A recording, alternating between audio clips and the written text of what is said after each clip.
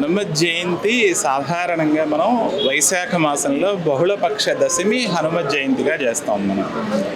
ఈరోజు చేసేటువంటిది హనుమత్ శోభాయాత్ర. వైశాఖ మాసంలో హనుమత్ జయంతి, చైత్ర మాసంలో మనం చేసేటువంటి హనుమత్ శోభాయాత్ర.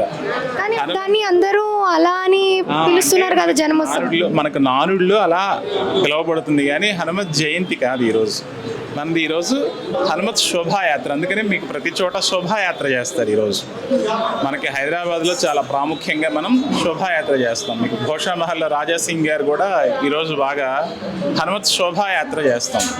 అయితే జయంతి అని పిలవడం మనకు సాధారణంగా పరిభాషలో అది అలవాటైపోయింది కానీ ఈరోజు హనుమత్ జయంతి కాదు.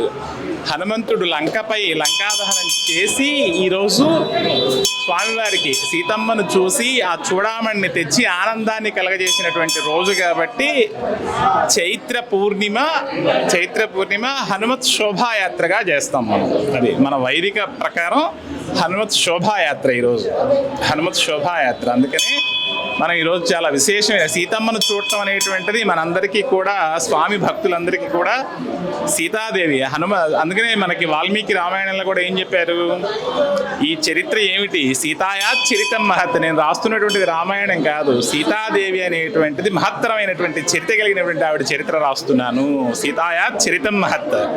ఇది సీత చేత మహత్వం కలిగినటువంటి చరిత్ర అయింది. ఎవరిది? రాములు వారిది.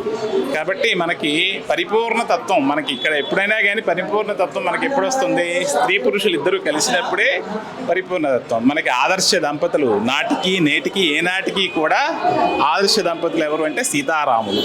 ఆ సీతారాముల యొక్క పరంపరలో కొనసాగేటువంటి వాడు హనుమ. కాబట్టి మనం హనుమత్ జయంతిగా చేసుకునేటువంటిది ఇది హనుమత్ శోభాయాత్ర.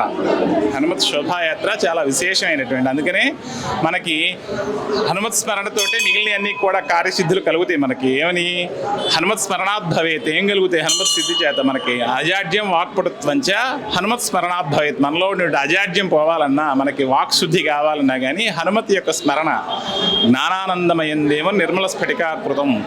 మనకి జ్ఞానం రావాలన్నా కానీ కూడా హనుమంతుడే మనకి ప్రధాత. కాబట్టి హనుమంతుడిని మనం ప్రార్థన చేసినా, హనుమత్ సేవ చేసినా, హనుమత్ పూజ చేసినా కానీ మనకి సర్వ ఫలితాలు లభిస్తాయి. ఎందుకని అంటే ఆయన రామబంటు కాబట్టి. అర్థమైందా అండి? ఆయనకి రాముడు అంటే హనుమంతుడు ఎక్కడ మనకి చక్కగా కనిపిస్తాడు? ఎత్ర రఘునాథ కీర్తనం తత్ర కుతమస్తకాంజలిం. స్వామివారి ఎక్కడ రఘునాథ సంకీర్తన జరుగుతూ ఉంటే అక్కడ ఆయన చక్కగా ఆసీనుడై ఉంటాడు.